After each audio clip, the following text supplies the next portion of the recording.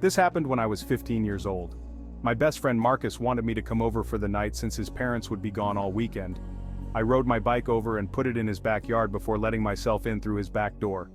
We played basically every video game he had, from FIFA all the way to Call of Duty, with popcorn and other junk food spilled out all over the floor.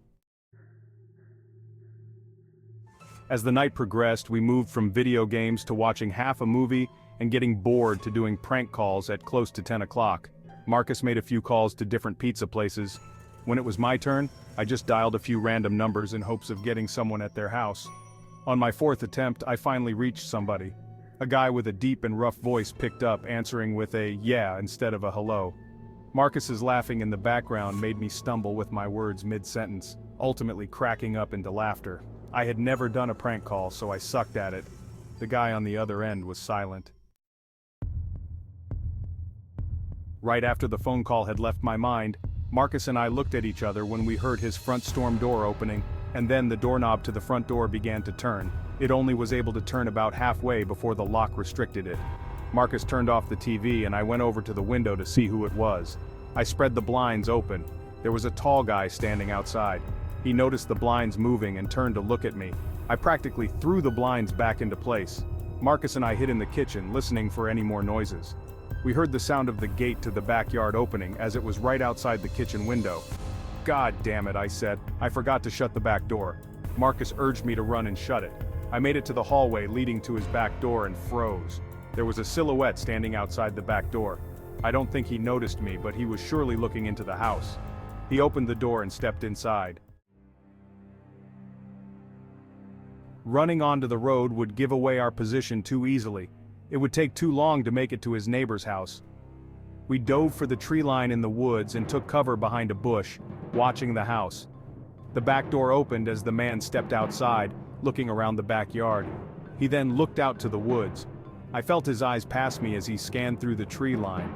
It seemed that it was too dark for him to see us then. He turned his head back in our direction.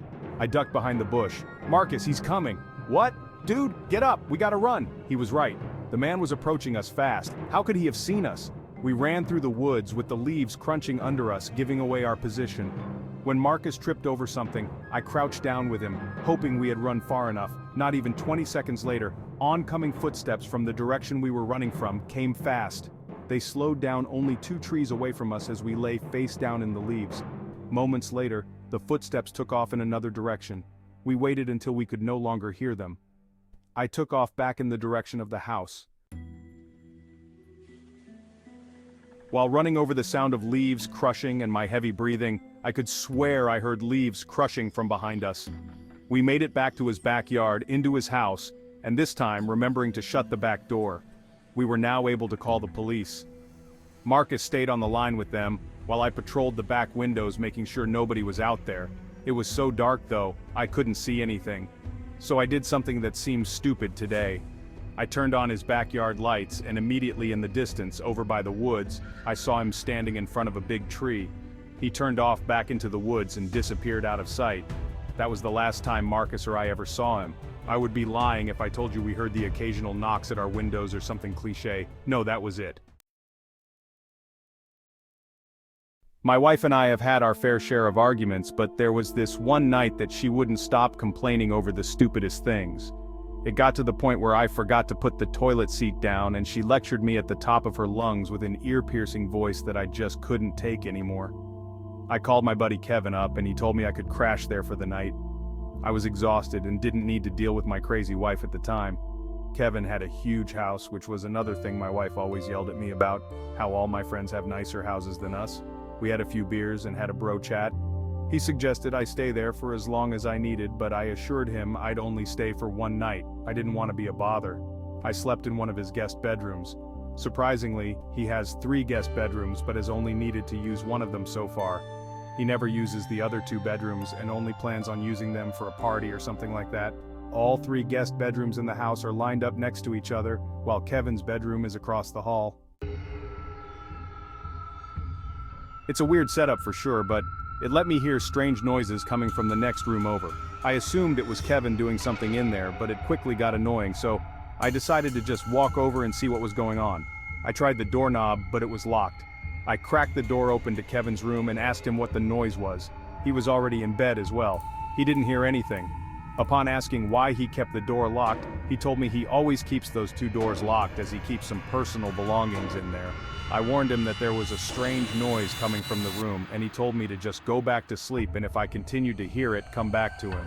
So I did. I went back to bed and the noises were completely gone now. A half hour passed. I was starting to drift off to sleep at last when I heard the slightest tap on the wall. It came from the other side, the next room over. It was followed by a faint voice.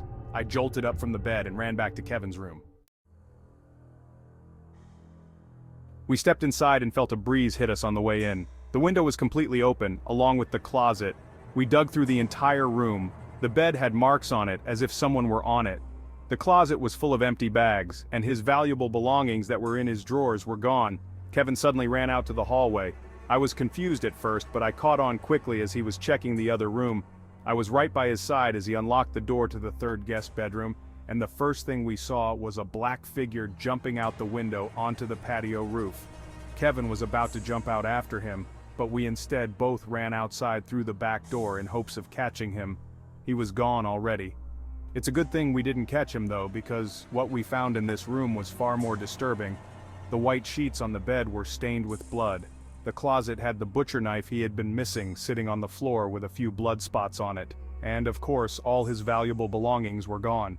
These people, most likely homeless and likely dangerous drug addicts, were living in his home for a little more than a week.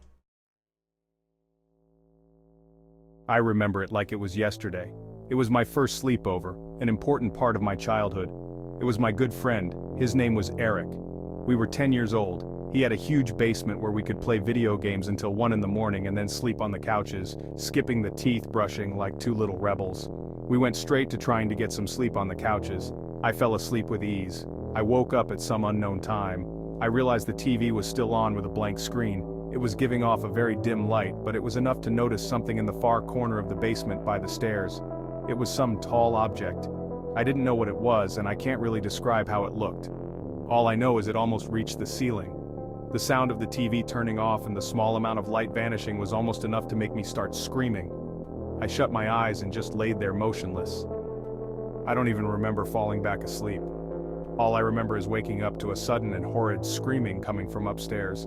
It was Eric's mom. He woke up as well, and we looked at each other before sprinting upstairs to his parents' room. His mom was sitting there crying as his dad was turning the room upside down looking for what she saw. He barged out past us looking for anybody in the house, but there was nobody in the house, no signs of entry or exit. I'm still friends with Eric today, and the last time I brought this up he said his mom doesn't like to talk about it, but she did once admit she saw a tall, dark figure standing by their bedroom door.